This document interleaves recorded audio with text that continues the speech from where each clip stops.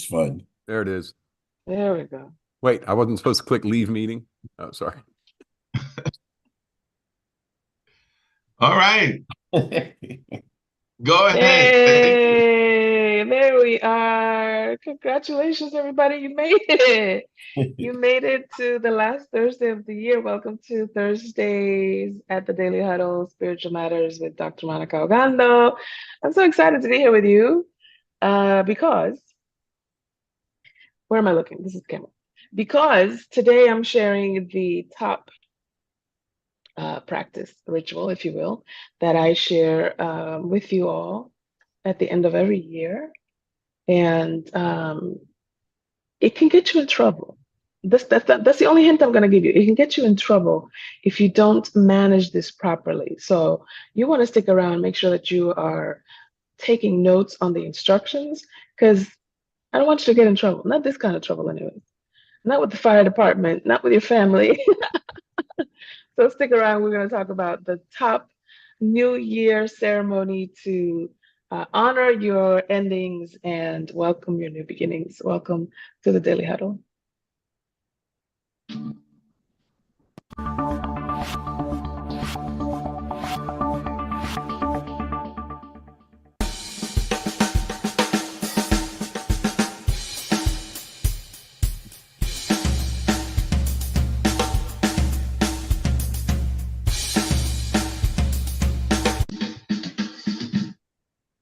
All right. All right. Welcome back, everybody. Thank you so much for being here. We do appreciate you. Let's get grounded in the moment so that we can begin today's conversation. Stan, where are you and who are you hugging today? Dr. Ogando and my Daily Huddle family, I'm right here. Right here. I'm going to hug my beautiful granddaughter and grandson today. They're here. And my daughter, they're here from Snellville. They're here in New York. I want to hug them. Nice. Nice. Nice. Awesome. Robin, how are you and what are you thankful for? I am exactly the way I say I am, and I am freaking unbelievable. And I'm grateful that tomorrow I start my 60th anniversary on this planet. I'm so excited about that. Happy birthday to Start into my my 60th year on the planet next year or tomorrow. So I'm very excited about that. That's what I'm grateful. 60. Wow, that is Made awesome. I thought 25 max. I never figured anything past 25. 26, I was amazed. I got 40, I was like, 60. Incredible. Definitely. Well, you know, it's just the 20th anniversary of your 40th. So that's it. We're there you here. go. Exactly. You got to leave somebody more, man, too, man. Yes, yes. Congratulations. Happy birthday. Congratulations. I'm not going to bore you with the pitch of Stevie Wonder's version of the happy birthday song. Just know that we're all singing it to you in spirit. So today I want to talk to you all about the top practice or ritual that I use to kind of like close out the old year and bring in the new. Now, admittedly, because you all know that every year in September, I go to Egypt with a group of devoted folks who are interested in up-leveling their spiritual and intellectual selves. And so we do this ritual there in September because that is the actual new year in terms of the fall equinox, et cetera, et cetera. But for the purposes of this culture and the purposes of the festivities, I'm going to give it to you now in December so that you can maybe do it with your family, maybe do it in your journal practice, et cetera. And that is called the burning bowl. Put a 1 in the chat if you have heard of the burning bowl. If you've done it, put a 2 in the chat. If you've done it, I talked about it, I think, yes, last year. So if you did it last year with me, then congratulations. And we're going to up-level it even more this year. Okay, so what is the burning bowl? The burning bowl is a fire-resistant container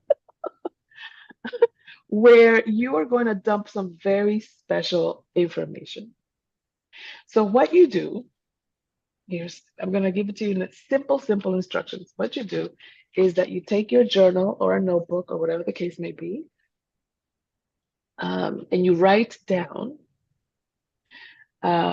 maybe a person, maybe a circumstance, maybe even the year. Maybe you want to write a letter to the year, dear 2023. F you. No, I'm kidding.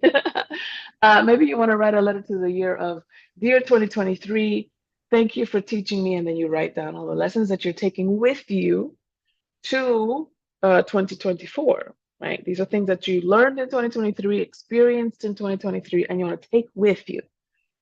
Thank you for those lessons. However, I am now leaving behind, and then you write down all the stuff that you're leaving behind. So for example, I'm leaving behind the sense of that I don't know what I'm doing. I'm leaving behind the feeling of guilt when I overcommit myself. I am leaving behind a sense of shame around my money situation. I'm leaving behind a sense of lack or lack of financial literacy or whatever the case may be. I'm leaving, whatever it is that you're leaving behind. I'm leaving behind this marriage. I'm leaving behind these extra 50 pounds around my belly. I'm leaving behind. You get what I'm saying, right? So you write down all the things that you are releasing, that you're leaving behind, and that you no longer want to take with you into 2024 and beyond. Okay. So you're going to write that down on a piece of paper, and you're going to take a lighter. You're going to burn that piece of paper. You're going to put it inside of that fire-resistant, fire-protective container. It could be an aluminum trash can. It could be an aluminum tray, baking sheets, like that you can fold later and then throw away, etc. Because what you want to do is you're going to watch those ashes burn, that paper burn into ashes and into the nothingness once it came. And you're going to take that fire-resistant container. I suggest one of those aluminum trays that you buy at like the dollar store or the grocery store or whatever, because they're easily foldable. So you let all those ashes burn down inside of the container, and then you take that container, you fold it up, you scrunch it up like a piece of paper. You take that away from your home and you dispose of it. The neighborhood recycling bin, or not recycling because you can recycle aluminum, but the trash place, etc. Okay, throw it away from your home.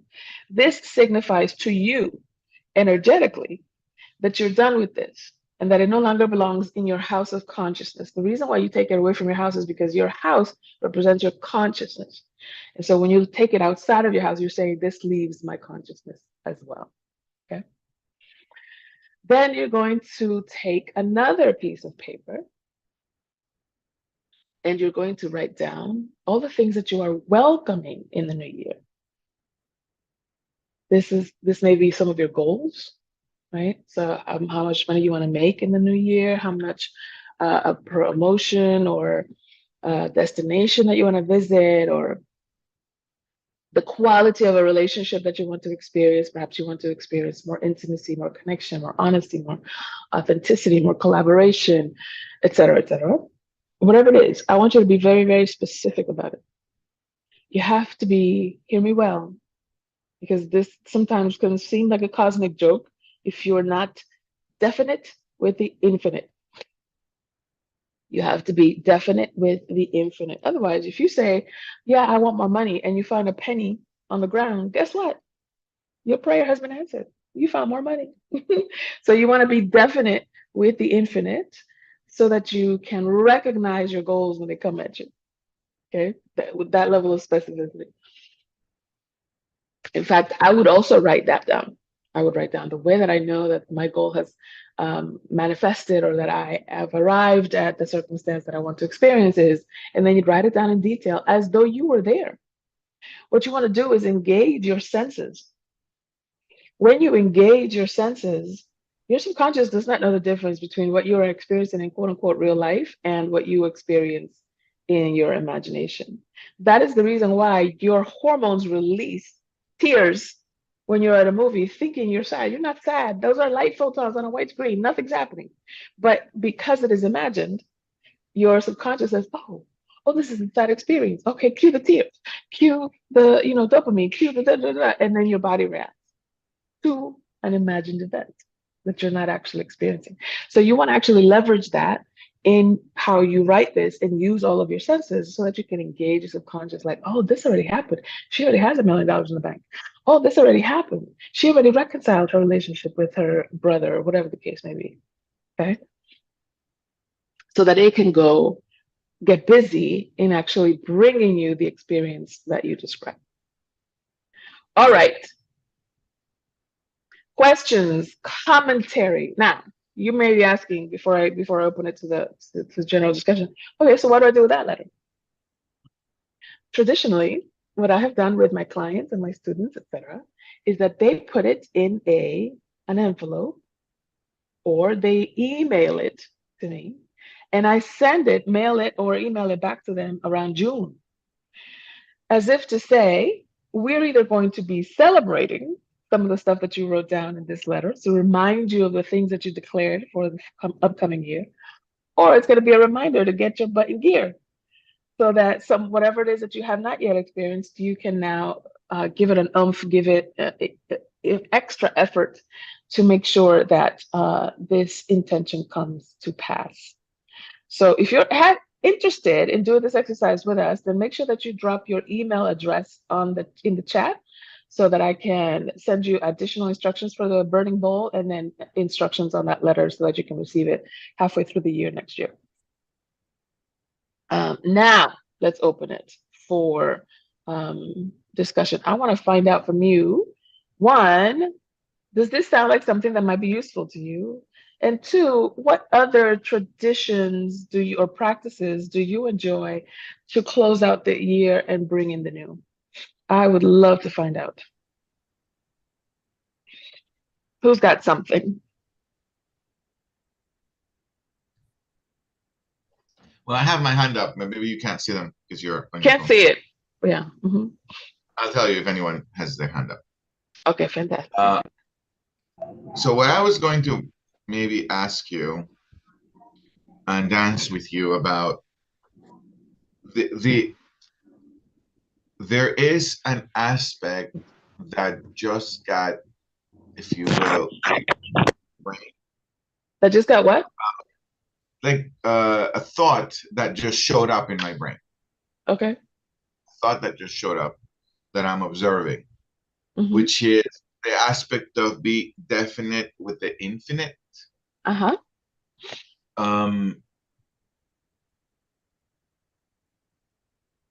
Is it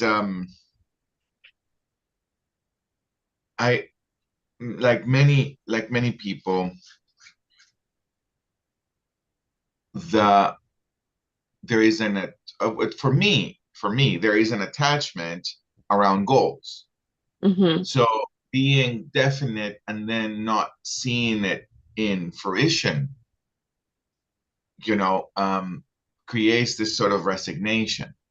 And so how do you dance with when the definite is in many ways out of this world, or that it doesn't happen every year? So like the lottery, like winning the lottery, I'm winning the lottery and it's definite, and it is $100 million lottery, and it's happening in 2024. And so it's kind of a stretch thing to create. It's fun. But how do you dance with that, with those goals that are a little stretched, if you will? Or I don't know if it's wishful thinking, but it is kind of a stretch. Yeah, right. So part of it is that the goals themselves, they are alive and they work with you. So what I mean by that is that it's not just this thing that you put out there in the distance and then you go to it. You too have to become the kind of person that can sustain that on a consciousness level to be able to meet it halfway so that it can come to you, right? And so it's a little bit like if I want to meet this particular man. I'm thinking of my husband, for example. I know my husband works for the post office, and I know what he's doing on Thursdays at 9 o'clock in the morning. I know where he's at, even because we have shared location, right? So I know the street that he's going to be at 9:35 when this thing is over. I know where he's going to be. If I'm sitting in my chair, just Nyom Yoho Renge Kyo, wishing for him to manifest, that's not going to make it happen. I have to go to where my goal is, right? And so you can't just say I want to win the lottery. You're going to have to play it. But that's requirement number one.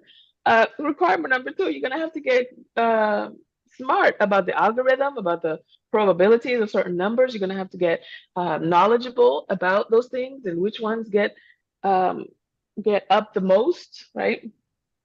Is there a sequence? Is there a pattern? Is there a da, da, da? So when you get interested in the science of the goal that you're trying to manifest, then the goal is like, oh, he wants me. Oh, let me go meet him halfway, right? And so that's part one. That's part one, is that we also have to put that effort. It says in the Bible, faith without works is dead, right? The second thing, and then there's identification. That's the second thing. And that is being the kind of person that can sustain that goal being in reality, right? So, for example, if you were, let's just say, if you were, I'm going to use your example of the lottery, to win $100 million, where would you put it? Do you know what to do with it? Do you have a financial advisor? Do you have a state attorney? Right. And so if it's just going to land, it's not going to land in your checking account. That thing is only FDIC insured up to $250,000. What are you going to do with the other, 999 million, you know what I mean? Like that, right? And so you got to get prepared to be able to hold the goal that you say that you want, identity-wise, who you're being. That's the second piece. And then the third piece is, as you are, it looks like in waiting mode to have it happen or have it manifest, investigate for yourself. What is it that I actually want? It may not be the lottery.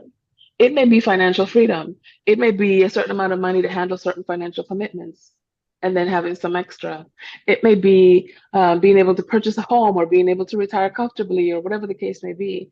And so when you look underneath the outer goal, what's the emotional need or the emotional desire that you're actually wanting to fulfill? Let's get busy fulfilling that emotional desire now. That's part of being the identity that will hold the goal, right? And so if what I want is financial freedom, well, okay, let's handle all the debts, right? Let's not say no. Let's say no to overcommitting to any other financial commitments and so forth, right? So that you're creating the space and the environment for that thing to come to fruition. Now, that it comes or doesn't come, that it takes longer or that it doesn't come at all, is part of your feedback loop, right? That's not random, because there are some goals that you set for yourself that you do accomplish. How come not this one? So that one is a feedback loop of, where do I need to do additional work? What did I miss? Maybe it was part of the being definite. Maybe it was part of my self-identity, my self-concept, as Neville Goddard names it. Or maybe I have not yet become the person that could sustain that level of, financial largesse. Is that helpful, Giovanni? Yeah, I like the inquiry of well, I can't quite hear, or I haven't developed enough relationship with a strong relationship with the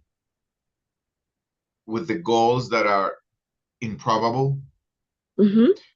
But I do hear something really cool around wishing to develop the self, or Mm-hmm. create, not only wishing, but declaring to develop the self that creates and sustains magical worlds, magical goals for my Yeah. life. Yeah. And that I heard that, and that's very cool. Yeah. And listen to the way that you talk about the goal too. You kind of have it like it's magical, like it's improbable, like it's unlikely. And so that too is part of your energetic signature towards that goal. And so when I declare a goal for myself, and I'm saying to myself, yeah, but that's not gonna happen. Let me just get detached now, because I won't get it. And then the universe is like, okay, so be it.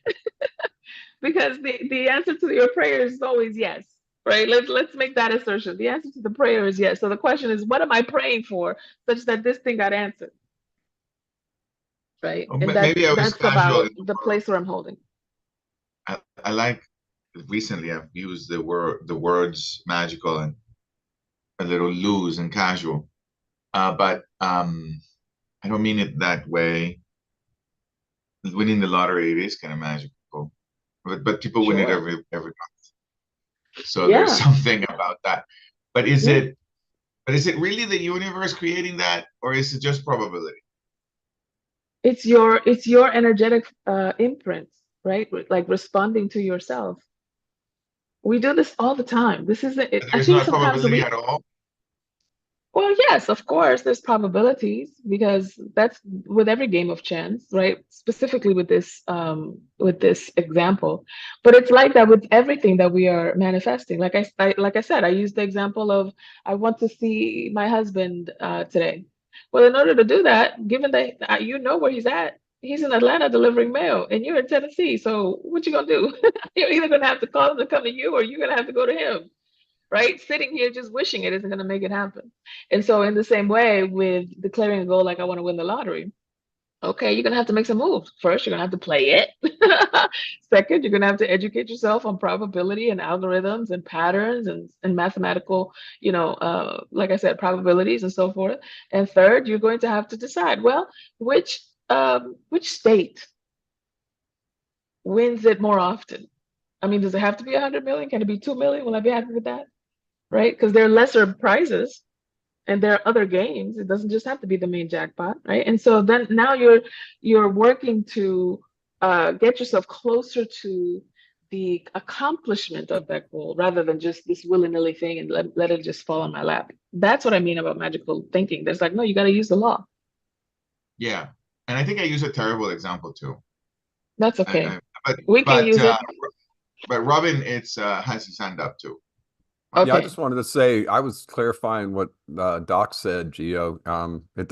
It's not whether it's one or the other, it's what your brain does to it, right? You quantify it just like sitting in the movie watching light shining on a screen, but you can have tears come up to your face because your brain says, oh, this is sad. This is a horrible thing, or this is right? So it's what you perceive it as and then project into the universe, right? Am I getting it, Doc? Is that Right. because we all sense it differently. We all have a different thing. And it's because of how the brain is perceiving it and manifesting it to us. Yes, thank you, Robin, for that. And one of the reasons why, to use your term, Gio, magical goals are so useful, even when they don't quote unquote physically manifest, is because they get you closer to what you're actually wanting, what you're actually desiring, what you're actually asking for. One of the reasons why some people want the lottery is because they want financial freedom. You don't have to you win the lottery in order to get financial freedom. You can actually get that through some proper financial strategy, through making decisions, through patterns, through being consistent with your money habits and so forth, right? To say yes to this job, no to this one, to pay for college for your kids or not pay for college for your kids, to pay off your home mortgage, to not pay off your home mortgage. There's a whole bunch of decisions that can support you in creating that financial freedom, which is why that's step number 3 of getting clear about the emotional need that this goal is fulfilling is important, because you can get that emotional need met without that particular goal and get the same result in terms of your feeling state, in terms of your your the lived experience that you want to be in. So that's important to get clear on, because then you can recognize it when you get little hits of it, I right? like that. Every goal has an emotional need. Mm-hmm. And I like what you said. Even magical goals are pointing to something that one wants, that I want, and that's a really cool way of listening to goals. Mm-hmm. Yeah, yeah, it's really cool. Yeah, good stuff. Okay, somebody help me. What's the timestamp on today, on right now? Oh, okay, we still got some time. So who else has something to say or ask for? Who else is up and down? Come on, come on. Well, I just think it's hilarious. Gio calls it, what'd you call it, Gio? Magical goals? Is it? Uh, I was just using a word that I rarely use, but yeah, I said that. But that's how I look at everything. I mean, I think everything has a magical goal to it. And that's that perception. That's that's the way my nerve synapses fire, and how my history came to where I am now in my almost 60 years. So I don't know what I'm trying to say, except that in my brain, I wish everybody could see the positive possible potential outcomes on all of the situations that they go into, and focus on those and manifest those positive potential outcomes, rather than, oh, it's Eeyore. I call it the Eeyore syndrome. It'll never work. Never mind. Either Yeah, one, whatever, doesn't matter. I right. just wish you could put that in a pill and give it to people so that they could overcome that and just have that. Let's all expect the best. Let's all expect magical results from every Yeah, choice, every decision, right? Because yeah. we can get that. What I hear in what you're saying, Robin, is that there's a aspect of our creatorhood, of our authorship in creating the life that we design based on the life that we desire, that we sometimes give up based on resignation, based on what we see around us, based on what seems quote unquote likely. And sometimes the best we sometimes hope for is more, better, different, but it's just another version of the thing we already have. Whereas with creatorhood or your authorship, you are really inventing out of nothing, out of just a declaration. Um, some of you have heard people use the example of JFK in the 60s saying, we're going to put a man in the moon by the end of the decade. He didn't even live to see it, and yet he had it happen based on the things that he set up in the government, in NASA, and et cetera, et cetera. And the people who then followed through on that vision. So it's the same thing with the desires that we have and the goals that we intend and that we invent. You could decide that you want to create a particular reality just on the strength of your word, just because I say so. Is it likely? I've never seen it before. But I was born not doing anything that I had ever seen before. That's just welcome to the human condition, right? It's like, depending on when I catch you on the timeline of your biography, there was a moment when you didn't know how to hold your head up, right? When you were 2 days old, you didn't know how to hold your head up. When you were 6 months old, you didn't know how to walk. When you were 3 years old, you were just getting ready to start talking and learning, forming phrases and so forth. You hadn't even developed cognitive memory yet, which is why when now we talk about our childhood, it usually starts around age 3 or 4. We never talk about, well, when I was 6 months old and I was sitting on my crib and da, da, da. You never talk about that because you don't remember it. You didn't have cognitive memory yet. And so in the same way now, we can use that, right? We sometimes we look for evidence. Our brains are great, masterful at detecting patterns. That is a survival mechanism. So we can start using that and leveraging that instead of letting it hold us back. We can use it to create the future that we invent and that we declare. And so since you already have plenty of evidence that everything that you have ever done, there was a time you didn't know how to do it. This is no different. And I And love the way since you talk about how just from seeing the images, it creates that feeling in you, right? And so you right, don't have to worry about what anybody else thinks. Create that feeling and push forward with that, just like you're sitting in a movie theater. But it's yep. the riding off into the sunset with the girl and the wind, not the deep, dark, dismal, ending like a Batman movie or something. Thanks for dancing with me, Doc. This is awesome. I love that. I love that. Thank you, everybody, for being here. I so appreciate you. Remember always to stress less, love, give of your time, your energy, your attention, eat more plant-based food, move your body, of course, of course. Um, we also want you to get at least 7 hours of sleep. You trust me, it is actually a public service practice for you to get proper amount of sleep. Everybody that has to deal with your crazy butt will appreciate your commitment to 7 hours of sleep. And then, of course, always audit your assumptions. Check yourself before you wreck yourself. We love you. Happy New Year. Thanks for being here. Thank you, Doc. Happy New Year, family. Thank you, everyone. Happy New Year. Bye. Happy New Year. Happy New Year.